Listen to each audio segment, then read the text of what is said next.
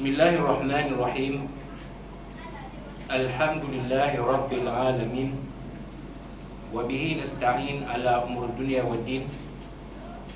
Nastaghfiruhu wa nastahdihi wa natubu ilaihi wa natawakkalu alaihi.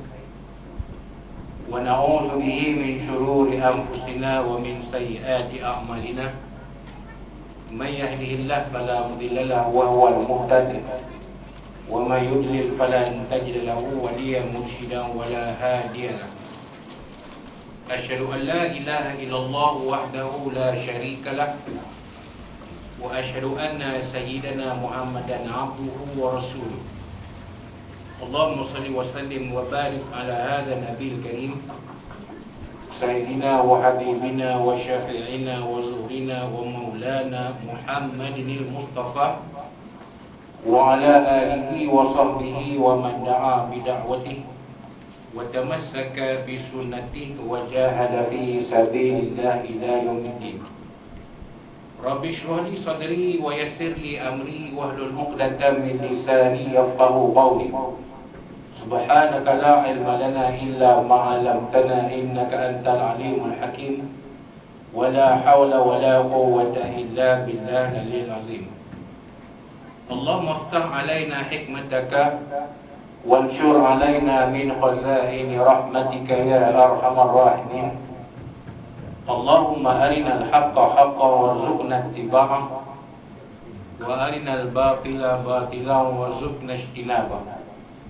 قال الله سبحانه وتعالى في كتابه العزيز أعوذ بالله من الشيطان الرجيم واتقوا يوما ترجعون فيه إلى الله ثم توفى كل نفس ما كسبت وهم لا يظلمون. صدق الله العظيم. وقال نبينا سيدنا محمد صلى الله عليه وسلم الإيمان أن تؤمن بالله وملائكته وكتبه ورسله واليوم الآخر وبالقدر خيره وشره أو كما قال صدق رسول الله وتؤمن بالقدر خيره وشره أو كما قال صدق رسول الله صلى الله عليه وسلم. Yang berusaha Tuan Imam, yang berbahagia SM Ismail, yang berbahagia Saja Cik Mat, Saja Jasmi, tuan-tuan, puan-puan, muslimin dan muslimat yang sekalian, ahli jemaah surau PDRM pada tema sekalian rahimahullah.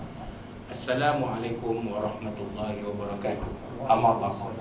Alhamdulillah, alhamdulillah pada malam Khamis ini, malam 8 Rajab 1443 Hijriah bersamaan 9 Februari 2022 masih kita panjatkan setinggi puji dan syukur kita kepada Allah Subhanahu Wa Taala.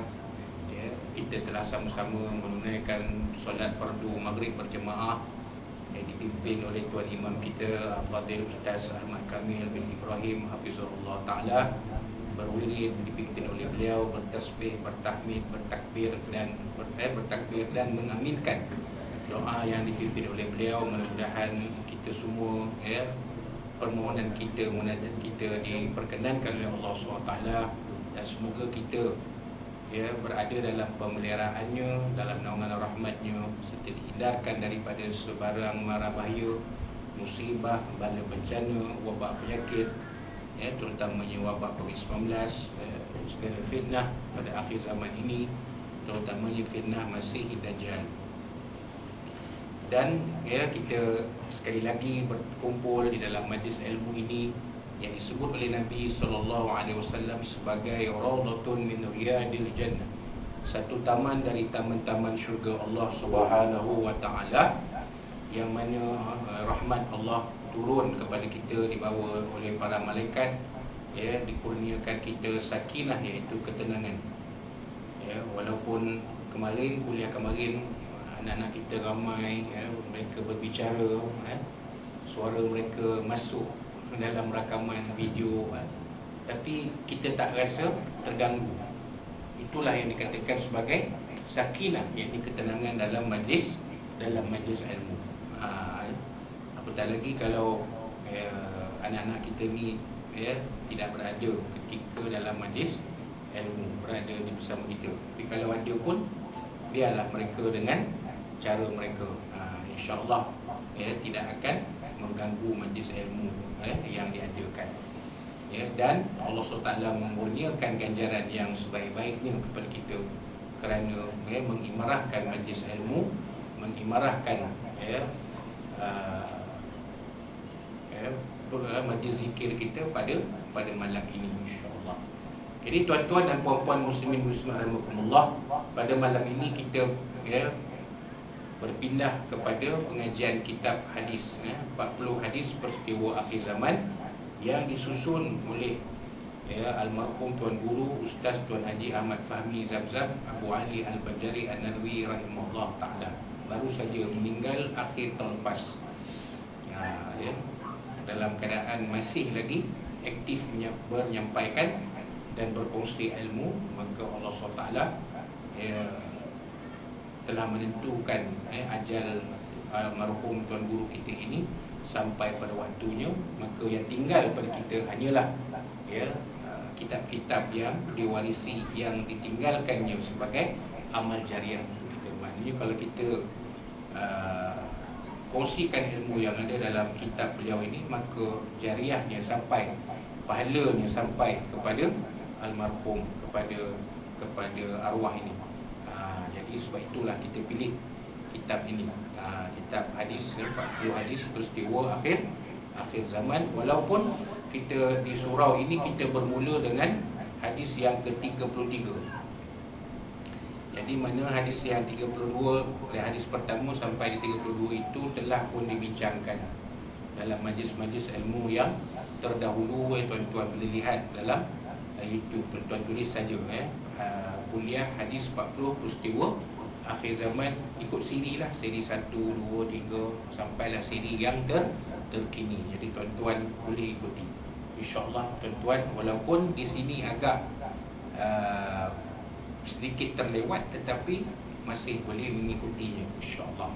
Kerana setiap kali kuliah diadakan untuk kitab ini, kita membedah ataupun kalau istilahnya kita berkongsi ilmu tentang hadis-hadis yang berbeza.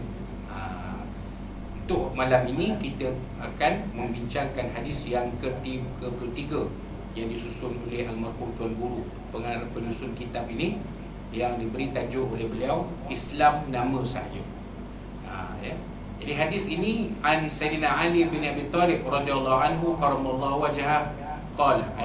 Hadis ini diriwayatkan daripada Sayyidina Ali bin Abi Thalib radhiyallahu anhu karamallahu wajhah, iaitu sepupu Nabi sallallahu alaihi wasallam. Sepupu Nabi ini, sepupu Nabi, merangkap menantu Nabi, kerana berkahwin dengan anak putri Nabi SAW, Sayyidatuna Fatimah Az-Zahra. Jadi oleh kerana sebutan tu agak panjang, maka Sayyidatuna tu jadi Sayyidah tu jadi Siti, Sayyid itu jadi Sidi. Dalam masyarakat Melayu, penggunaan Siti itu adalah penggunaan yang biasa. Tetapi perkataan Sidi jarang, tak banyak digunakan. Ada tetapi tak banyak macam Siti. Kalau Siti ni banyak kan, Siti Fatimah, Siti Aminah, Siti Nurhaliza, banyak kan. Siti itu kependekan kepada Sayyidah, Sayyidati, puan lah, cik lah. Kalau Sidi ni kependekan Sayyidi. Sayyidi itu tuan, encik, itu Jadi Sayyidina Ali bin Abi Thalib ini berkahwin dengan Siti Fatimah Az-Zahra radhiyallahu anha. Maka dapatlah daripada perkongsian hidup ini putera, dua orang putera, iaitu Sayyidina Hasan dan Sayyidina Husain radhiyallahu anhuma. Itu cucu Nabi sallallahu alaihi wasallam. Jadi hadis ini diriwayatkan daripada Sayyidina Ali bin Abi Thalib, yang mana kemudiannya nanti akan jadi Khalifah Ar-Rashidin yang terakhir dalam sejarahnya. Jadi hadis ini diriwayatkan daripada beliau, kata beliau qala Rasulullah sallallahu alaihi wasallam, telah bersabda Rasulullah sallallahu alaihi wa alihi wasallam, yushiku an ya'tiya 'ala an-nasi zamanun. Yushiku ni maknanya hampir. Hampir ataupun semakin dekat ataupun seakan-akan. An ya'tiya akan datang. Hampir-hampir akan tiba, hampir-hampir akan datang, ala nasi, ke atas manusia. Nabi sebut ala nas, manusia. Bila manusia ni umumlah, sama ada yang beragama Islam ataupun yang tidak beragama Islam, sama ada Muslim ataupun non-Muslim. Nabi tak kata alal muslimin atau alal mu'minin, tak ada. Nabi sebut alal nas. Maknanya keadaan apa yang Nabi akan sebut ini dilihat oleh semua manusia. Manusia akan nampak perkara ini. Sebab dia datang kepada manusia. Apa yang datang kepada manusia, kata Nabi SAW, apa yang hampir akan datang kepada manusia? Zamanun, satu masa, satu zaman. Nabi guna perkataan zamanun. Zamanun ni, kalau bahasa Arab, ismun nakirah. Kata nama, kata nama umum. Bila kata nama umum tu zaman, satu zaman, bila tak tahulah, tak zaman ni ke, zaman dulu ke, akan datang ke, tidak disebut oleh Nabi SAW. Nabi tak sebut zaman yang mana, lagi 100 tahun ke, lagi 500 tahun ke. Kita dah ditinggalkan Nabi SAW ni lebih 1400 tahun. Jadi Nabi ketika menuturkan sabda baginda ini, Nabi sebut zamanun, maknanya tak tahulah zaman mana. Tetapi Nabi sebutkan keadaan zaman itu. Maknanya kalau kita tengok apa yang Nabi sebut tentang keadaan zaman itu, kita akan tahu adakah perkara itu berlaku sekarang ataupun belum berlaku lagi, ataupun telah berlaku pada zaman-zaman lalu. Kan? Baik, apa yang Nabi dah sebut, satu zaman ini yang mana hampir akan tiba kepada manusia. Apa yang tuan-tuan membuat? La yabqa minal islami illa ismuhu. Tidak tinggal daripada Islam ini melainkan namanya saja. La yabqa, daripada perkataan baqi. Orang Melayu ada guna perkataan baqi. Sama ada dia guna huruf qaf atau guna huruf kaf. Pasal apa? Bila ke huruf kaf tu maknanya dimelayukan. Kan? Dimelayukan sebutannya. Kan? Macam korban. Orang Melayu sebut korban. Kaf. Kan? Huruf K atau huruf kaf sebenarnya daripada perkataan korban. Qaf ra ba alif nun, korban. Dirumikan Q, bukan K. Tapi orang Melayu dia nak sebut Q tu berat, jadi dipilih sebutan yang ringan, korban. Kan? Jadi ya baqi ni daripada perkataan baqi. Baqi orang Melayu sebut baki. Nampak? Kan? Ada orang nama Baki. Kan? Muhammad Baki, Ahmad Baki, ataupun Baki saja. Boleh tak bagi anak kita nama Baki? Boleh. Ada tuan guru, almarhum tuan guru di Pahang, namanya Ustaz, tuan guru Ustaz Haji Haji Baki. Memang ada. Cuma tak popular lah sekarang. Sekarang ni nama anak-anak kita nama yang hebat-hebat. Danish, apa lagi, Hazid, apa lagi, kalau perempuan Dania, tak ada dah nama kat, Hamidah, Halimah, tak ada dah, tak ada dah tu. Halimah, Hamidah, Latifah, ini semua nama dah ketinggalan zaman. Sedangkan maknanya sangat baik. Latifah pun yang lembut. Cuba bagi anak perempuan kita, cucu perempuan kita esok nama Nur Latifah, mengamuk mak dia. apa ni mak ni bagi nama dah ketinggalan zaman. Apa bagi saya tak nak pakai nama mak tu, pakai nama Dania Kristina. Itu dia kan, Dania Kristina kan. Apa salahnya bagi nama Latifah kan? Mudah-mudahan anak perempuan kita tu lembut orang. Hamidah, mudah-mudahan orang puji anak perempuan kita tu cantik, baik, dipekerti, pandai masak, pandai jaga urus rumah.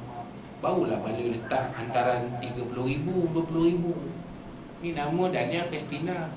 Masak tak pandai, urus rumah tak pandai kan, asyik bermakeup aja kan. Antaran 20,000 kahwin dengan anak kita, dengan anak orang. Lepas tu tak sampai setahun bercerai. Apa hal? Kan?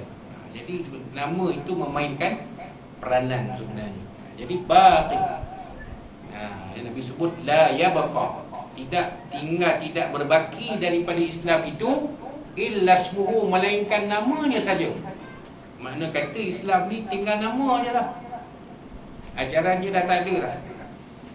Ajarannya tidak diamalkan, ajarannya tidak dipraktikkan, ajarannya tidak dilaksanakan. Tinggal nama Islam, tinggal nama je. Adakah berlaku zaman kita ni?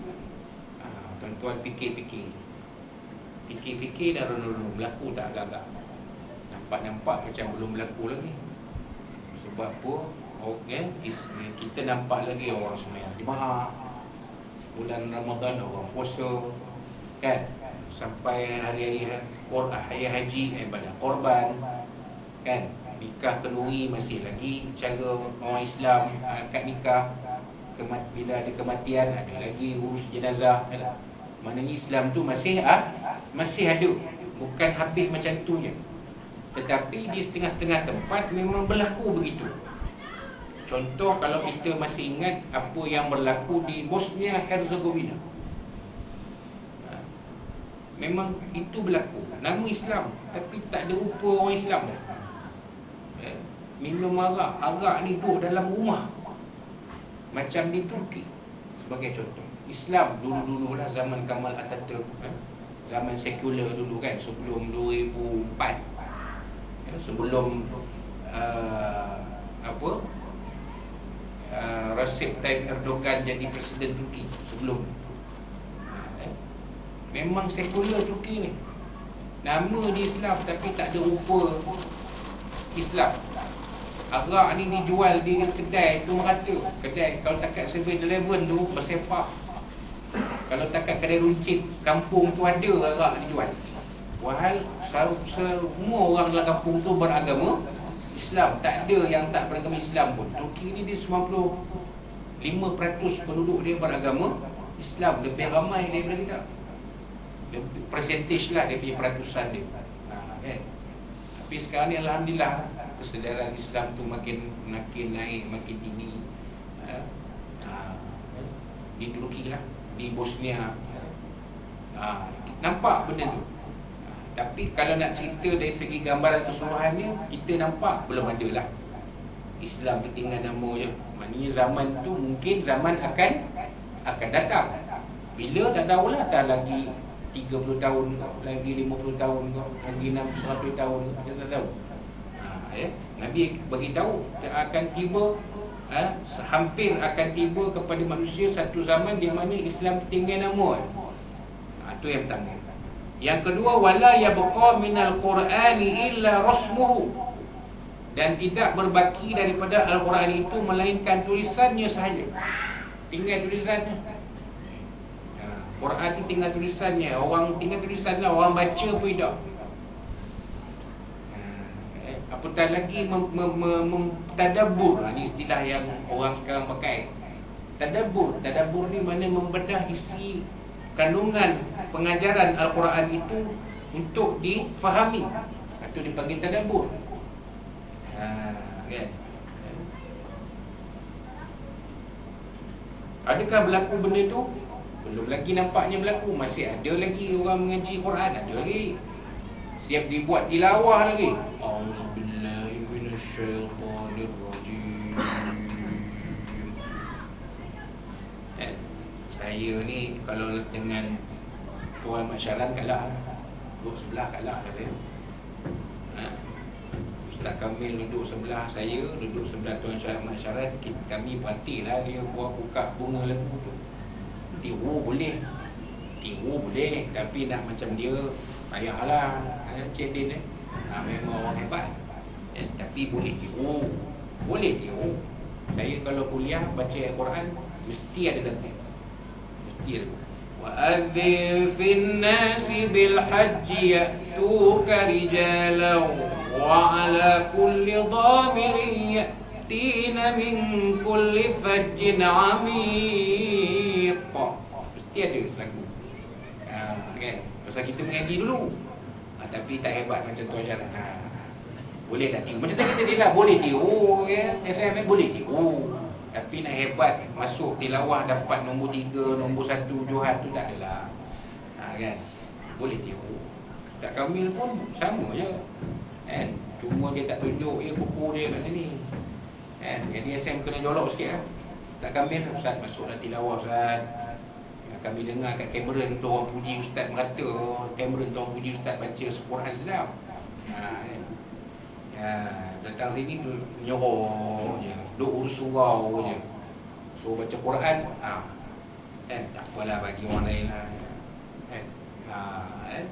Tapi tiru kami ni, tiru boleh, tapi taklah sama macam Tuan Mat Syarat. Ada lagi orang baca Quran, ada lagi orang mengaji tafsir Quran, ada lagi orang mengaji tentang pengajaran Al-Quran. Ada lagi. Maknanya bukan belum sampai lagi ke keadaan di mana Quran itu tinggal tulisan. Mana bila tinggal tulisan, tu orang tak baca dah Quran pun, tinggal tulisan ni. Duk dekat apa ni dinding rumah tu, orang tengok tak ada lagi. Macam dinding kita ni tak ada lagi. Orang baca lagi Quran. Ada lagi orang baca Quran. Ada lagi orang baca surah Yasin malam Jumaat. Ada lagi orang baca surah Kahfi pagi Jumaat. Ada lagi orang baca surah Al-Mulk tiap-tiap malam. Ada lagi. Ada orang baca surah Sajadah Insan pagi subuh. Ada lagi. Jadi maknanya zaman ini mungkin zaman akan datang. Quran tu tinggal macam tu je. Manusia tidak lagi memperdulikan Al-Quran. Dalam Quran sendiri sebut Quran mengajuk. Ada ayat Quran mengajuk, mengadu kepada Allah SWT. Quran kata manusia telah meninggalkan aku. Quran mengadu, Allah Ta'ala catat dalam Quran, Quran mengadu kepada Allah bahawasanya manusia telah meninggalkan aku, telah meminggirkan aku, telah mengenepikan aku, telah tidak memperdulikan aku. Ni Quran cakap. Sebab itulah dulu-dulu Satu ketika dulu ada kedengaran kisah Al-Quran hilang, tulisan Quran hilang dari mushaf Quran. Ada. Itu zaman saya sekolah juga, tahun 80-an. Ni dah tahun 2022. Jadi benda ni bukan benda yang baru. Benda ni benda dah lama. Sengaja Allah Ta'ala bagi peringatan. Alhamdulillah orang sedar baca balik Quran, ngaji balik Quran. Walaupun tak semua, tapi ada manusia-manusia Muslim yang masih membaca Al-Quran, masih lagi berdamping dengan Al-Quran. Jadi mana apa yang Nabi sebut ni mungkin akan berlaku pada zaman-zaman kemudian. Harap kita tak jumpa zaman ni. Harap anak kita, cucu kita tak jumpa zaman ni. Sebab waktu itu Quran ni memang tinggal tulisan je lah. Orang tak peduli pun Quran. Quran itu tinggal di rak-rak, di almari-almari saja, tak dipedulikan oleh orang. Ini kita takut, waliyazubillah. Itu yang keberapa tadi? Yang kedua. Yang ketiga, masajiduhum amiratun wa hiya kharabun minal huda. Masjid-masjid mereka tersergam indah, cantik, lawa, hiasannya mengagumkan, hebat, seni benanya hebat, seni benanya menakjubkan. Kita tengok pun contohlah, kalau kata kita ada rezeki SM panjang umur kita, Cik Din, Cik Mat pokok kita boleh melawat Masjid Bandar Baru Senayan di Negeri Sembilan yang dikatakan ala-ala Masjid Nabawi. Kalau ada rezeki lah. Ini benda ni Ustaz Kamil suka lah, suka berjalan. Ustaz Kamil ni rupanya perangai dia suka berjalan. Oh, kita tahu dia suka berjalan, dia tak suka duduk rumah. Ya, jadi standby lah komuniti para tembak ni, berjalan sana, berjalan mari. Yang penting nak berjalan ada fulus. Ada fulus, lulus. Tak ada fulus, bulus. Betul SM lah. Tapi berjalan tu berjalan jadi kalau panjang umur kita, insyaAllah kita akan ziarah Masjid Bandar Baru Senayan, Kampung Dan tu. Masjid itu dibina oleh tuan punya RHB Bank, Tan Sri Rashid Hussein. Dia bina pakai duit dia 100%, tak pakai duit kerajaan. 2 masjid dia bina pakai duit dia. Satu Masjid Husin, sempena nama bapak dia, di Seremban 2. Satu lagi Masjid Putih, Putih masjid tu. Satu lagi Masjid Bandar Baru Senayan, pun pakai duit dia. Memang orang Negeri Sembilan. Rashid Hussein ni, ya, Rashid Hussein orang Negeri Sembilan. Jadi Seri Bena dia mengagungkan, dia boleh buat sebiji. Kalau kata orang rindu Masjid Nabi, tengok Masjid Bandar Baru Senayan, terubat kerinduan. Kita pergi tu kita rasa macam Masjid Nabi je. Cuma tak dapatlah pahala 1000 kali semayang. Semayang sekali semayang 1000 pahala tak dapatlah. Masjid Haram 100,000, Masjid Nabi 1000, Masjid Aqsa 500, tak dapatlah. Pasal dia biasa. Tapi bila kita tengok dia punya architecture tu, dia punya seni bina tu, kita rasa macam macam pergi Masjid Nabi terasa terubat kerinduan juga. Ini Nabi kata ni, wa masajidum amirah. Masjid mereka memang cantik. Masjidil Haram pun dibuat cantik. Masjid Nabi pun dibuat cantik. Kalau tepi keliling Masjid Nabi tu ada payung kan, bila panasnya payung tu terbuka, jadi macam payung lah. Bila tak panas dah, dia kuncup sendiri kan. Masya Allah azim kan. Masjid Aqsa ni pasal dia bukan dalam tangan kita. Kalau tak, Masjid Aqsa ni pun harus cantik juga kan. Kenapa Saudi tak nak ambil Baitul Maqdis ataupun Jerusalem? Itu mereka lah yang akan jawab di hadapan Allah SWT. Sebab mereka jaga Khadimul Haramain Syarifain. Raja Saudi tu dia mengaku diri dia penjaga 2 tanah suci yang mulia. Itu mana dia Khadimul Haramain Syarifain. Tapi tanah haram Makkah, Madinah, jangan lupa yang lagi satu tu, yang kat Palestin tu. Kenapa tak pergi ambil yang kat Palestin tu? Itu mereka jawablah di hadapan Allah SWT kan. Tapi itu cerita lain lah. Ni nak cerita tentang masjid lah.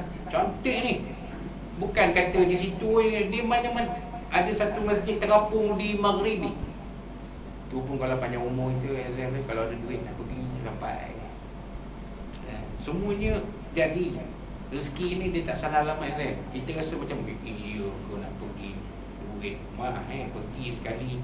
Kalau ikut travel 10,000 nak pergi Morocco dengan Spain tu. Tapi kalau Allah Ta'ala buka jalan, sampai. Tengok-tengok dah sampai je. SM ni semai ambil gambar selfie tu belakang masjid. Masjid terapung Morocco. Tu dia hantar ke Malaysia ni. Mana tahu? Cantik tepi pantai. Masjid terapung macam di Pulau Pinang je tu, payah terhubung kan, masjid terapung. Ni dolar ambil buat. Tapi Nabi kata apa? Wa hiya kharabun minal huda. Masjid cantik tapi sepi daripada hidayah Allah SWT. Maknanya itu makna kinayah. Ini bahasa Arab. Bahasa Arab ni dia penuh dengan kesenian. Kinayah ni maknanya bila sebut wa hiya kharabun minal huda tu, maknanya sepi daripada hidayah tu, maknanya manusia tidak mengunjungi rumah Allah. Tak payah tengok jauh, tengok kita juga. Berapa kerat masuk iklan lah. Walaupun lambat tapi masuk iklan, patut orang tahu dah kan. Kita pun dah beritahu dah. Mungkin saya akan beritahu lepas ni. Kata kuliah maghrib tiap-tiap hari, Isnin, Rabu, minggu pertama, ketiga dan keempat. Kena beritahu. tajuk kitab nanti kita beritahu pada hari ni. Berapa keras ni lah yang datang. Wal ahli-ahli komuniti ramai tu dalam grup tu. Kan? Tapi sebenarnya mana-mana pun saya difahamkan masjid kita tepi ni pun awliya pun serupa lah. Melainkan kalau dijemput ustaz selebriti tu baru ramai. Kalau jemput Ustaz Don Daniel, penuh surau kita ni. Kalau jemput Datuk Kazim, penuh surau kita ni. Kalau jemput Ustaz Datuk Badisha, penuh surau ni. Kalau jemput Ustaz ke MAI, walaupun free of charge, FOC, inilah kerat 3-4 kerat yang ada. Bukan nak cakap lah. Bukan mungkin tidak. Ini reality. SMN reality. Jemput Dr. Izhar Arif, penuh. Jemput siapa lagi yang tengah top yang tengah apa kata ni sekarang ni PU lah, imam muda Ashraf kan, PU kan. PU tu pencetus rumah ke pembeli rumah ke tak tahulah, pemutar rumah ke tak tahulah kan, tapi PU lah kan. Ramai penuh sampai melempar ke bawah. Terpaksa pula kita cari apa nama kemah dengan big screen pula. Pasal ramai ni penuh surau ni, tak cukup. Tapi bila UFAI datang bagi ceramah FOC, yang datang selebriti tu ada rupa ada rego. Ribu SM, bukan puluh, bukan ratus, ribu. Nah, 1K and above kata Utih. UFAI bukan macam boleh ramai. Kalau saya, orang tanya saya, kalau benda-benda ni in ajriya illa Allah. Saya ingat dulu masa kita jadi imam masjid dulu, hari Rabu memang saya punya, kita susun. Hari Rabu, tiap-tiap Rabu memang saya beri kuliah. Macam ni kitab minggu ni lain, minggu kedua lain, minggu ketiga lain, minggu empat. In ajriya illa Allah. Tak ada satu sen pun ambil daripada masjid, tak ada. Tujuan kita satu je, nak mengimarahkan rumah Allah SWT kan? Nak membanyakkan aktiviti masjid, surau supaya orang nampak ada aktiviti. Kan? Macam Ustaz Kamil, peranan dia pun ada peranan dia juga. Cari sponsor, cari ni, cari tu, nak bagi ikon apa semua. Padahal nak buat surau kita ni rumput surau. Mungkin satu masa esok kalau ada sponsor esok mungkin boleh buat tambah besarkan surau ataupun mungkin taruh TV apa ni, macam di masjid-masjid tu apa ni, jam solat ke, itu peranan Ustaz kami sebagai pengurus masjid, pengurus surau lah.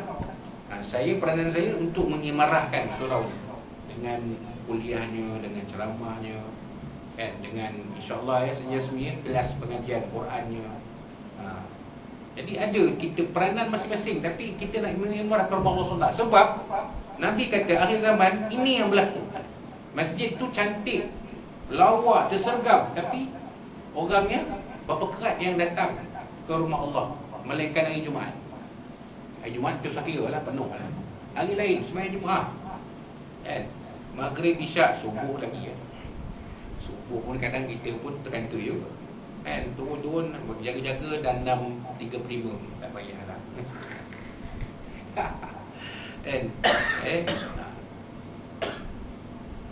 Manusia macam tu lah, memang dia tak ramai.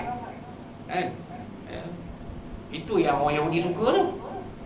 Orang Yahudi ni dia suka keadaan seperti ni. Sebab apa? Dia kata kalau orang Islam ni sembahyang subuh macam sembahyang Jumaat, barulah orang Yahudi akan gerun melihat orang Islam. Kalau orang Islam ni sembahyang subuh macam sembahyang Jumaat, barulah ada gerun,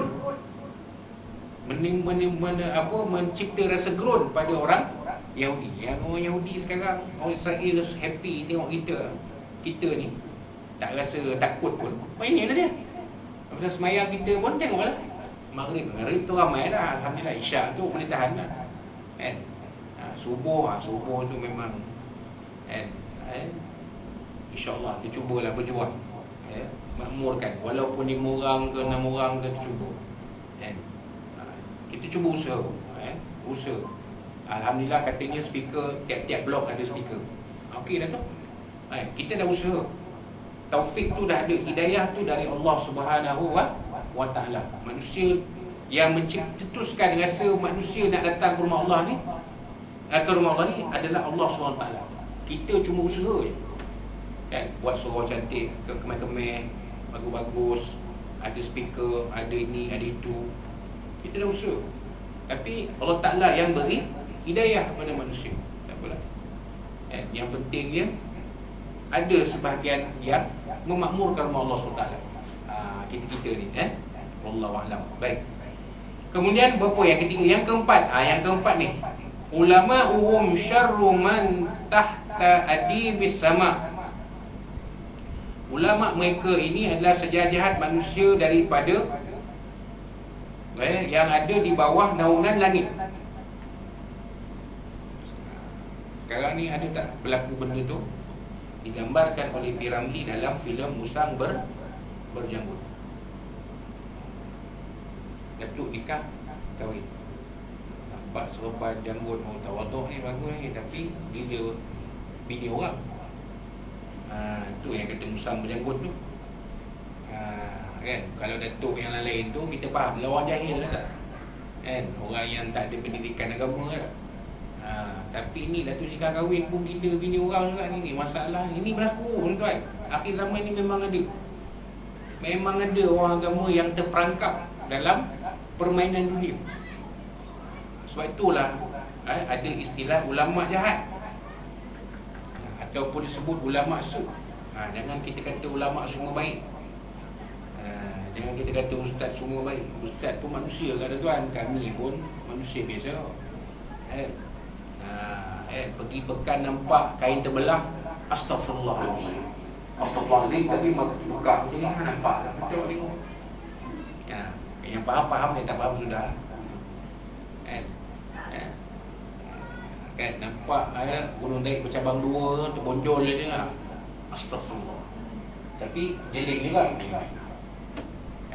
manusia, yang terpelihara hanya Nabi dan Rasul, kerana mereka itu maksum. Lain daripada itu, ada dosa? Ada dosa.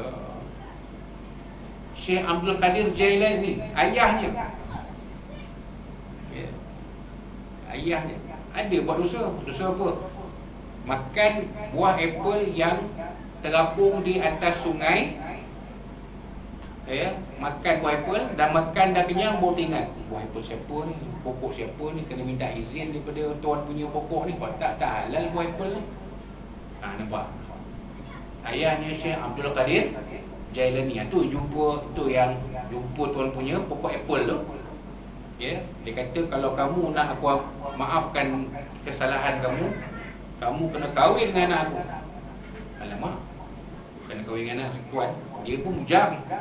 Baguslah, faham ketiga. Tapi anak saya ni buta, pekak dan bisu. Sudah tepuk lagi.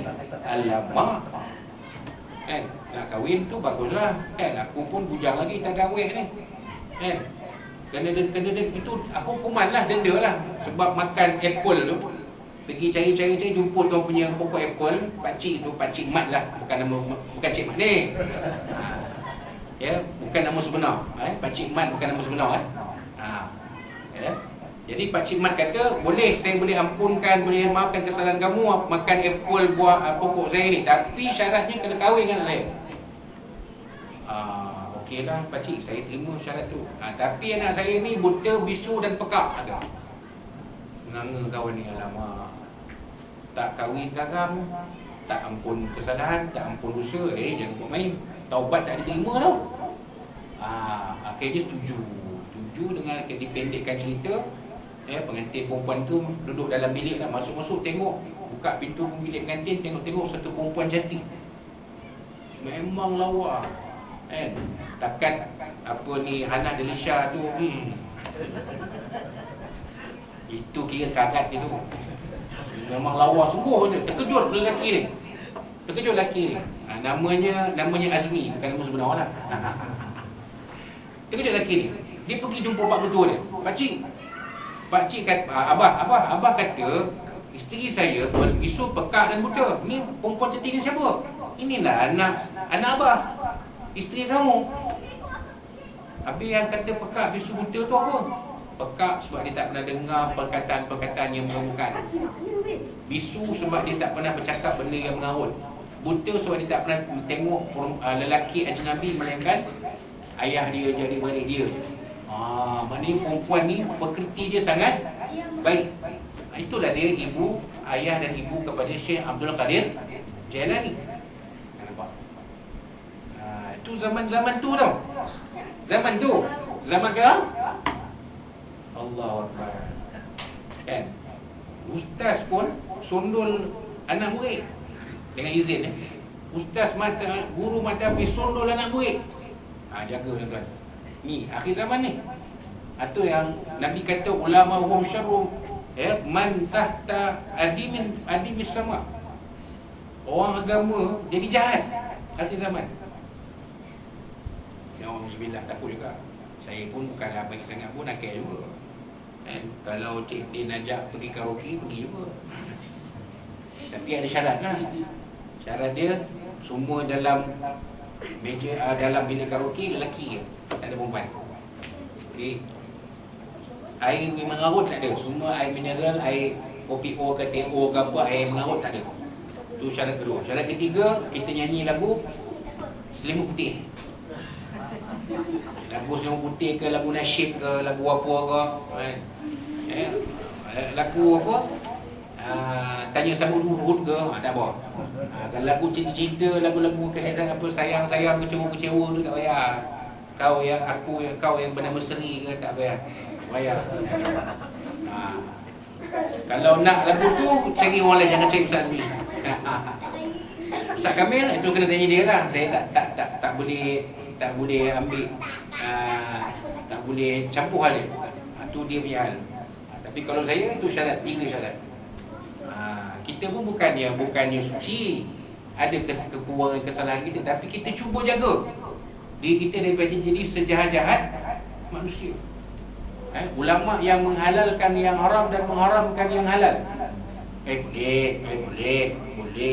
Tadi satu bekas pegawai, bekas bos saya tanya soalan petang tadi, Ustaz, saya nak baru nak siap-siap nak balik dari pejabat ni, nak balik sini. Dia pun telefon, Ustaz, ni saya nak tanya soalan dia. Apa dia? Seorang wanita kematian suami, dalam tempoh iddah dia, boleh tak dia ziarah kubur suami dia? Saya kata terus terang, saya cakap tak boleh. Tak boleh. Malah mengantar suami meninggal ni, nak bawa ke urat ni, ke bumi ni, tak boleh. Dia kena duduk rumah. Anak-anak boleh ikut, anak-anak boleh ikut, adik-beradik boleh ikut, mak mentua boleh ikut, mak ayah mentua boleh ikut, mak kita, ayah kita pun boleh ikut ke urat, hantar jenazah suami kita. Tapi kita tak boleh. Kita kena tunggu di rumah. Pasal kita ni meninggal suami kita, kita dah dikira masuk dalam iddah kematian suami berkabung selama 4 bulan 10 hari. Arba'atu ashhurin wa asyara dalam Quran sebut. Nampak? Lepas tu macam mana urusan ni Ustaz? Saya kata urusan yang tak penting tak boleh buat. Pergi pasar malam, pergi supermarket, pergi kedai RM2, pergi ke Tesco, pergi mana lagi, pergi membeli belah, tak boleh. Kenduri tak boleh. Doa selamat, kenduri arwah pun tak boleh. Kenduri doa selamat pun tak boleh. Kenduri kahwin lagi tak boleh. Melainkan urusan yang tidak boleh diwakilkan kepada orang lain. Contoh, dia kena hadir urusan bicara pusaka, dia kena hadir. Itu lain cerita. Semua waris kena hadir. Ni nak bagi reta arwah suami ni, dia sebagai balu dia kena hadir lah. Pasal dia berhak dapat. Adalah 1/berapa. Tak boleh wakil korang. Dia kena hadir. Bicara pusaka kecil ni, semua dia kena hadir. Itu dia kena turun. Bicara di mahkamah, dia kena turun. Tak boleh wakil korang. Sebab dia sebagai, katalah dia sebagai saksi bicara. Tak boleh. Tak bolehlah dia nak kata saya ni dalam iddah, saya tak boleh hadir. Tak boleh, dia kena hadir juga. Kan? Urusan pencen, kena kehadiran dia. Itu terpaksa lah. Tak boleh wakil korang. Itu tak apa. Kalau yang lain yang tidak ada hajat yang penting, maka dia tidak boleh keluar rumah. Itu cerita. Dia kena mati suami Ustaz. Ya. Kalau isteri kita buat soal selamat dekat masjid untuk suami kita tak Itu boleh, itu di rumah. Dan asal dalam rumah. Asal dalam rumah. Kalau di luar rumah tak boleh. Di surau ni pun tak boleh. Nampak? Sebab itu 3 hari pertama kita buat tahlil di rumah. Kita tak buat di surau, kita buat di rumah si mati. Untuk meraihkan balu si mati ni. Kan kita buat 3 hari tu turun kan. Buat 3 hari dulu Melayu buat 3 hari, 7 hari, apa lagi? 44 hari, 1 hari. Itu yang dalam nasib lebih-lebih Haji Bakhil tu. Kan? Saya kata itu amalan yang diharuskan, tak ada isu. Tak boleh kita kata benda tu oleh kerana Nabi tak buat maka kita tak boleh buat. Benda tu diharuskan. Ada tujuan dia. Kenapa ulama dulu susun 3 hari, 7 hari, 44 hari, 1 hari. Ada sebab dia. Cuma jangan kita kata benda ni daripada Nabi. Itu saja. Ini Nabi dulu ajar macam ni. Jangan cakap macam tu. Nabi tak ajar kita benda tu. Tetapi ulama dulu dia susun benda tu ada sebab. Ada tujuan dia. Maka kita ikutlah. Itu je. Dan benda tu diharuskan. Dia bukan haram. Cuma kita jangan percaya ini ajaran daripada Nabi SAW. Itu bukanlah. Nabi tak pernah ajar, Nabi tak pernah sebut pun. Kan? Tapi kita boleh buat 3 hari, lepas minggu, lepas 44 hari. Tapi jangan dikaitkan pula nak kahwin tengah tunggu Pak Haji tunggu 100 hari tu baru boleh cari isteri baru dah. Selagi ni tak boleh. Itu cerita labu-labi. Itu tahyul aja. Saja nak buat cerita. Itu cerita dia. Tapi kita bila hukum, kita cakap betul. Ini yang kadang-kadang orang tak suka. Kita cakap betul ni dia tak boleh terima. Itu yang jadi macam-macam tu. Kan? Datuk Kazim sakit lah, Ustaz Auni sakit lah, UMAI pun sakit lah. UMAI pun sakit juga. Bukannya sihat ni. Kan? Nampak je boleh mengajar apa semua ni, tapi tak sihat 100%.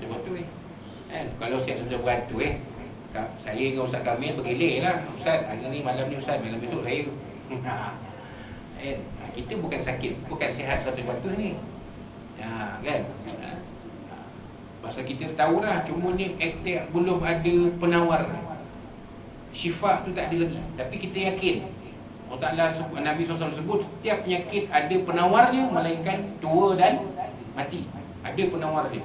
Cuma tak jumpa lagi. Yang kata kecil manis tak ada penawar, ada penawar. Kecil manis ada. Orang kena kecil manis darah tinggi, jangan usah hati. Ada penawar. Kena gaut, ada penawar. Doktor cakap, kecil manis ni makan ubat je lah, takkan baik. Jangan percaya. Ada penawar dia. Cuma kita tak jumpa. Kan? Macam gaut kan? Macam lutut kan? Sakit lutut ni kan? Ada penawar dia pun tak jumpa. Itu usaha tapi belum berjumpa penawar dia. Kan? Itu je. Mata kelabu, ada penawar dia. Kan? Mata dah umur dah 50 lebih ni mata kelabu, tak nampak lah. Ada penawar dia. Itu dia. Jadi nak ceritanya, Nabi kata akhir zaman ni, ulama akhir zaman ni, pada zaman itu sejahat-jahat manusia. Maka Nabi kata apa yang berlaku dari apa yang berlaku di kalangan mereka, takhrujul fitnah min indihim takhrujul fitnah. Daripada mereka keluarnya fitnah. Nampak? Keluar daripada mereka keluarnya fitnah. Fitnah ni mana? Kalau sebut fitnah, dia kontroversi sama. Apa makna kontroversi? Kontroversi. Kenyataan kontroversi. Mana bila keluar satu benda kenyataan ni menimbulkan orang jadi kecoh. Fitnah tu datang lah. Macam baru ni kan, ada satu ustaz, dia kata kalau Nabi duduk kanan, ulama duduk kiri, kita ikut belah kiri. Apa mana?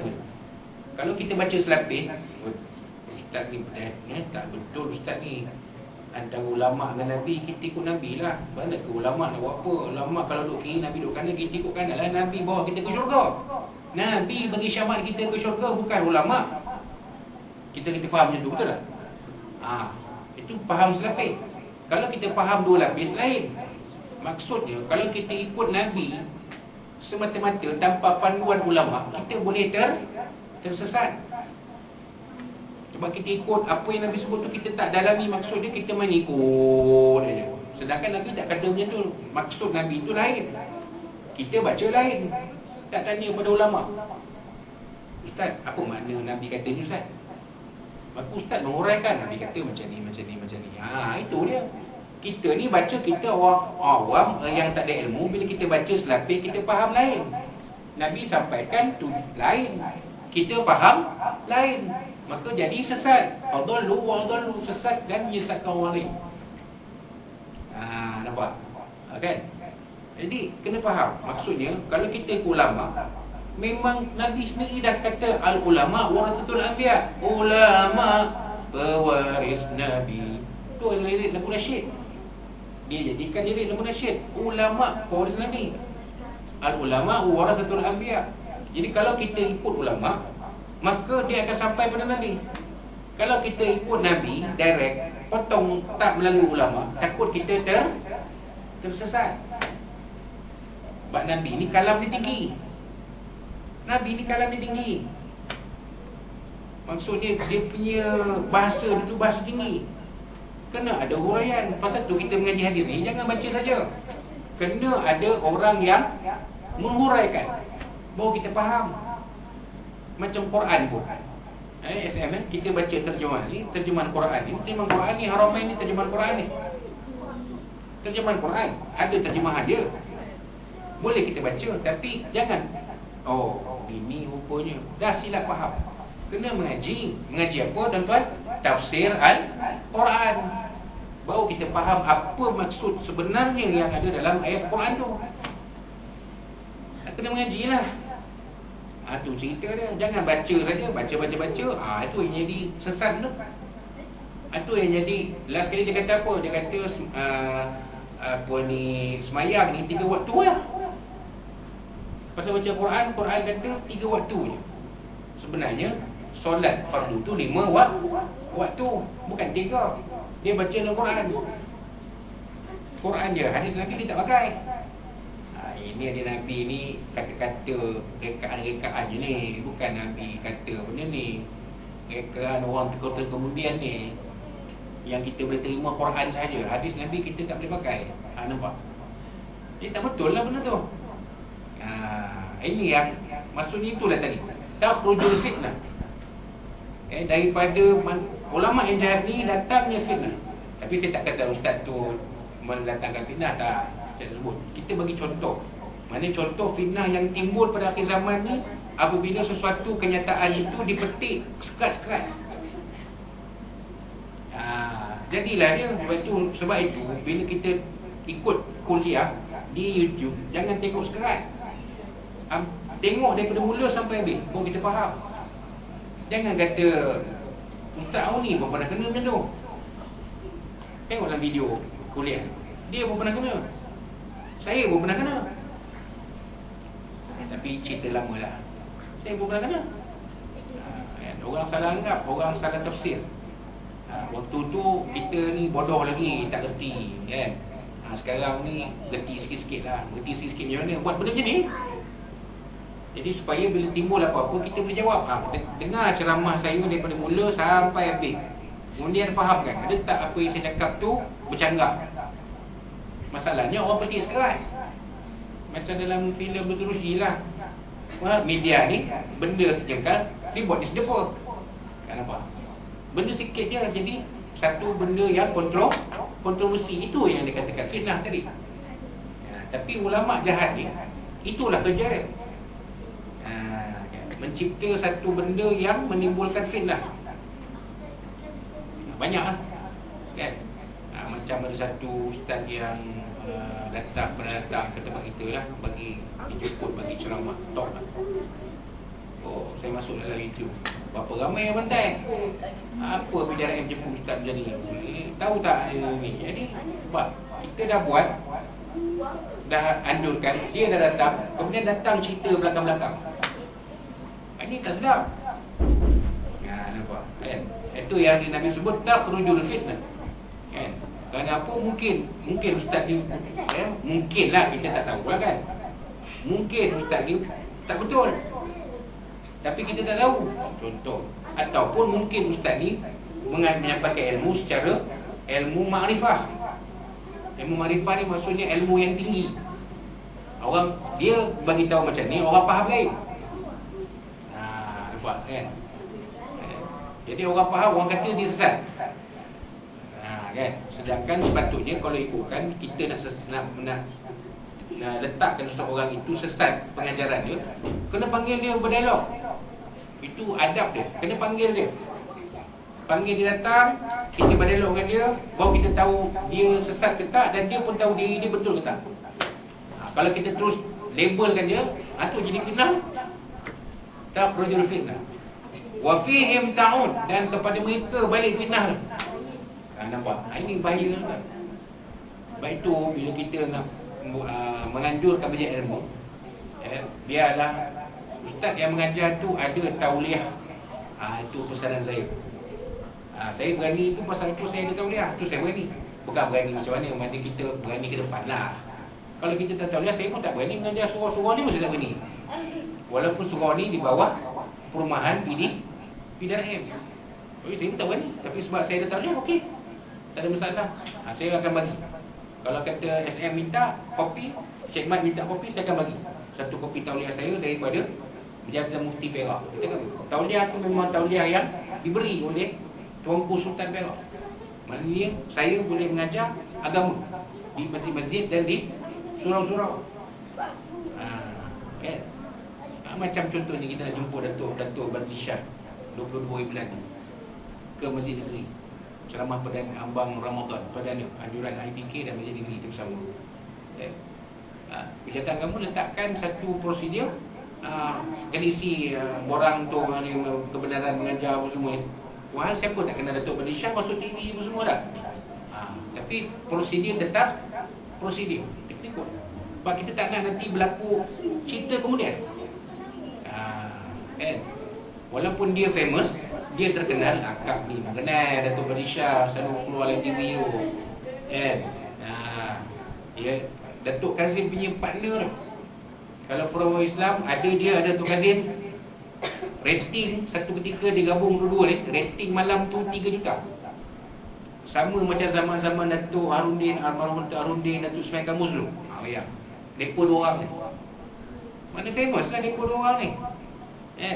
Tapi prosedur tetap prosedur. Pasal dia main dari negara, dia datang dari negara Inggeris luar, lagi faham, bukan sini.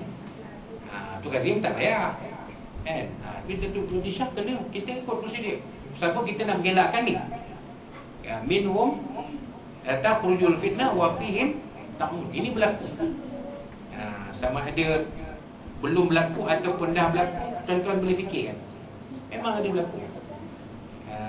Zaman ni memang ada berlaku. Jaga ulama-ulama jahat, mereka yang suka. Ada satu ustaz, mungkin tuan-tuan perempuan akan terkejut. Dia kata apa? Semayang mungkin kita semayang isyak 4 rakaat. Kan, isyak 4 rakaat saja, saya main isyak 4 rakaat. Boleh campur-campur. Rakaat pertama mazhab Syafi'i, rakaat kedua mazhab Hanbali, rakaat ketiga mazhab Maliki, rakaat keempat mazhab Hanafi. Macam tak pening ke dah? Pening lah. Kan? Boleh campur-campur pula. Maknanya rakaat pertama boleh macam ni. Rakaat kedua, rakaat ketiga, rakaat keempat letak dekat ni, pegang tangan letak dekat telur. Boleh campur-campur. Macam tak pening lah. Pening lah. Kan? Nasib baik tak sampai Ustaz tu sampai ke Perak. Kalau sampai ke Perak ni saya pun pening. Pening kita. Kan? Pakai sorban, tapi berakidah Allah Ta'ala duduk atas langit. Macam pakai sorban, mengajar pakai sorban ni. Kan? Nampak macam tu wali, tapi akidah dia Allah Ta'ala duduk atas langit. Tak pening kita. Boleh tanya pula, di mana Allah? Di mana Allah? Bila tanya di mana, itu mana tempat Allah Ta'ala tu bertempat lah. Allah Ta'ala duduk atas langit. Itu akidah kita kan? Tak. Akidah kita, walam yakul lahu kufuwan ahad. Allah Ta'ala ni tidak bertempat. Dia tidak bertempat. Tak boleh tanya di mana Allah. Tak. Allah Ta'ala tak bertempat. Tak ada tempat. Allah Ta'ala ni, dia tidak bertempat, tidak bermasa, tidak berjisim, tidak berjirim. Itu Allah Ta'ala. Kita dia ada masa, ada tempat, ada jisim, ada jirim. Kita makhluk. Itu kena faham. InsyaAllah sikit hari lagi di sini Allah kita akan belajar akidah. Kena belajar akidah. Akidah ni sangat penting, Encik Din. Kalau tersasar akidah kita, habis. Semua amalan kita jadi debu. Sebab apa? Akidah kita salah. Ini bahaya kan? Jadi kita kena mengaji akidah. Tapi sekali lagi kan, pula ambilkan satu. Dan habis satu ni kita masuk akidah. Belajar akidah. Kena belajar tauhid. Mengenal Allah, mengenal sifat-sifat Allah. Kita kena mengaji benda ni. Kena mengaji benda ni. InsyaAllah. Baik. Itu dia apa yang disebut oleh Nabi SAW dalam hadis yang diriwayatkan oleh Imam Al-Baihaqi rahimahullah ta'ala. Maka saya sebutkan pengajarannya ringkas saja yang ditulis oleh almarhum Tabur ini. Kalau kita perhatikan dunia Islam pada hari ini, keadaannya tidak begitu jauh dari gambaran yang telah nyatakan oleh Rasulullah SAW. Ini kalau belum sampai pun ia sudah mendekati ke sana. Ulama yang dimaksudkan dalam hadis ini ialah ulama su yang menjual agama mereka dengan mata benda dunia, bukan ulama akhirat yang mewarisi tugas para nabi dan yang meneruskan penyebaran dakwah dari semasa ke semasa. Nampak? Ini betul lah tu. Ulama jahat, ulama su tu ulama jahat. Nak ambil hati manusia sanggup menghalalkan yang haram dan mengharamkan yang halal. Bahaya kan? Bahaya. Ini sangat bahaya. Kalau orang mu'allaf tak boleh, macam Wali Songo. Tuan-tuan pernah baca sejarah Wali Songo. Wali Songo ni, Encik Din, bila dia datang ke tanah Jawa, orang Jawa ketika itu beragama Hindu. Jadi bila beragama Hindu ada patung dalam rumah. Bila orang Jawa ni dah diislamkan oleh Wali Songo, mereka ni ada lagi simpan patung ni dalam rumah, tak buang. Islam dah, tapi patung duduk dalam rumah ni. Wali Songo tak usik sikit pun, pure je. Tak tegur pun. Kenapa dalam rumah ada patung ni, tak boleh ni, haram. Tak ada Cik ni. Memang tak ada. Tak ada Cik Din, memang tak ada. Tapi ilmu disampaikan. Lama-lama orang Jawa yang orang Islam ni faham. Bila faham, mereka sendiri yang buang patung di rumah mereka. Tu tak payah ditegur pun. Dia dah faham mengaji. Macam kita di depan kita akan buat perkumpulan mu'allaf bidara Perak. Jadi bila mu'allaf ni berkumpul, bila kita mengajar, kaedah kita akan berbeza. Kita tak akan highlightkan haram, halal, ni tak boleh, itu tak boleh, ni tak boleh, itu tak boleh. Kan? Bila masuk Islam je, masuk Islam ni kena sunat ni. Tak payah sebut dia tu dulu, takut dia. Relax lah, tak apa, bagi dia faham. Dan sekali dia sendiri ulu tak cakap dengan kita, Ustaz, saya nak sunat lah. Masuk jadi peserta program berkhatan ITK. Nampak? Nampak tak? Tak payah kita suruh dia sendiri tawarkan diri dia. Dia baru masuk Islam ni baru 6 bulan. Contoh baru masuk Islam ni. Kita baru masuk Islam, mula kelas orang mengajar. Cik masuk Islam kan? Kena sunat ni. Takut dia. Alamak. Tak payah. Kita cerita akidah, cerita sikit pada orang lain kan? Lama-lama dia akan faham. Saya ada mengaji, saya dengar saya kena sunat, betul tak? Ustaz, betul. Tak apa, saya nanti fikir ada buat boleh berkatan. Ada hujung tahun ni. Masukkan nama saya nak berkatan sekali. Dalam banyak-banyak budak tu ada seorang orang musuh. Kena sembuh dengan air bomba. Jadi tak payah kita sebut haram untuk mu'alaf mula. Bagi dia faham dulu. Itu kaedah dia. Tapi bila dia dah jadi, dia dah habis mu'alaf dia, tertakluk kepada hukum Allah Subhanahu wa ta'ala. Wajib, sunat, harus, makruh, haram, halal, sah, batal, jalan. Dia kena ikut lah. Kena taat lah. Sami'na wa ta'na. Tak boleh lah nak petikai kan? Itu cerita dia. Itu dia. Jadi ulama su nak ambil hati orang ni, sanggup. Yang halal pun jadi haram, yang haram pun jadi halal. Dia sangat bahaya. Itu yang Nabi kata, fitnah itu datang dari mereka dan fitnah itu akan kembali kepada mereka, dan kita elakkanlah diri daripada ulama-ulama sunni wal iyazu Waliyahzubillah. Tapi jangan kata kami ulama su pula. Pasal apa? Kami halalkan karaoke. Saya dah beritahu tadi kan, Encik Din kan, syarat karaoke boleh macam mana kan? Faham lagi kan?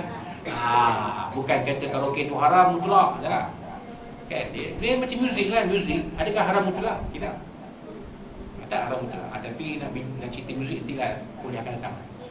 Bincang muzik. Apakah muzik ini kedudukannya dalam Islam, apa kedudukannya? Kita akan bincang nanti. Supaya faham, supaya kita faham. Kan? Maksudnya Islam itu sangat luas pengertian dia, bukan sempit. Sempit jadi macam Taliban. Minta maaf cakaplah, bukanlah kata Taliban tu jahat tak, tapi bila Islam itu disempitkan, jadi macam yang kita lihat di Afghanistan, ramai orang yang keburuan, tak makan, hilang pekerjaan. Sebab apa Islam itu dipandang sempit. Jadi Islam ni kita kena pandang dalam pengertian yang luas, baru dia jadi rahmatan lil alamin, rahmat kepada sekalian alam. Jadi itu dia sedikit kupasan hadis yang ke-33 yang kita bincang tadi, Islam hanya nama saja. InsyaAllah pada kuliah akan datang kita akan sambung dengan hadis yang ke-34, Al-Quran akan hilang dan ilmu akan diangkat, tajuknya. Jadi untuk kuliah minggu hadapan hari Rabu 16 bulan kita akan balik kepada kitab Safinatul Najah mengaji fiqh, fardu ain fiqh. Balik ke situ. Dia rutin. Itu kita tak tetapkan hari ni fiqh saja. Hari ni hari dia. Pasal kita ada 7 kali di sini. Kitabnya 4 hari kena pusing lah Cik Din. Tapi yang saya perhati banyak yang mendengar ni. Yang menulis tak ramai, yang dengar ramai, tak apa dah tu. Okeylah. Jadi itulah dia sedikit sebanyak apa yang kita sempat kongsi pada malam ini. Mudah-mudahan ada manfaat untuk kita, jadikan panduan dan pengajaran dalam kehidupan kita. Mudah-mudahan kehidupan kita di dunia sementara ini akan dirahmati, diberkati dari Allah SWT, mendapat hasanah, dan hasanah ini akan berkekalan sampai ke alam akhirat. Sebagaimana doa kita, Rabbana atina fid dunya hasanah wa fil akhirati hasanah wa qina azabannar. Dan mudah-mudahan ini semua kita akan nikmati bersama isteri, suami dan anak-anak kita, dan semua orang sekeliling kita. Dan kalau ada apa-apa yang saya sampaikan dalam kuliah ni mungkin terkasar bahasa, mungkin terlalu bicara, mungkin tersebut kata, semua maaf dari Allah SWT, dari Nabi SAW, dan dari tuan-tuan dan puan-puan sekalian. Tunggu kita perkuliah kita akan datang. Wallahu subhanahu alam wa barakallahu fikum. Aqulu qawli hadza wa qasimi wa lakum. Dan kita tangguhkan kuliah kita malam ini dengan tasbih al-kafarah dan surah.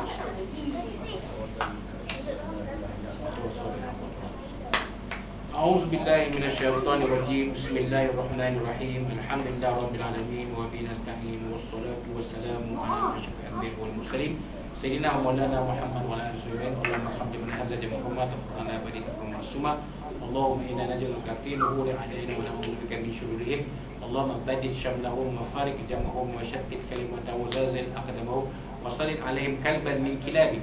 Ya Qahhar, Ya Jabbar, Ya Muntaqim, Ya Allah, Ya Allah, Ya Allah. Allahumma ya munzil al-kitab wa ya mujil as-sahab wa ya hazim al-ahzab, ihzimhum wansurna alaihim بفضل نبينا سيدنا محمد صلى الله عليه وسلم يا ارحم الراحمين. ربنا زدهم وزنا فما يا اكرم الاكرمين. اللهم ارفع عنا البلاء والوباء وخصوصا فيروس الكورونا والغلاء والمحن والفتن ما ظهر منها وما بطن عن بلادنا هذا خاصه واسال بلاد عامه بفضلك وجودك وكرم نبينا سيدنا محمد صلى الله عليه وسلم. اللهم انا نعوذ بك من البرص والجنون والجزام من سيء الاسقام يا ارحم الراحمين. ربنا اتنا في الدنيا حسنه وفي الاخره حسنه وقنا عذاب النار. ربنا عليك توكلنا وإليك نابنا وإليك المصير. ربنا تقبل منا دعانا ومجلسنا وأيامنا ولقانا وأعمالنا في هذه الليلة المباركة من شر جاء أمرك السميع العليم. وتب علينا يا مولانا إنك التواب الرحيم. اللهم بارك لنا في رجب وبين وشعبان وبلغنا رمضان. دعوانا فيها سبحانك اللهم تحيتنا فيها سلام وآخر دعوانا الحمد لله رب العالمين. تقبل الله منكم إنا منكم تقبل كريم لنا التوفيق. والسلام عليكم ورحمة الله وبركاته.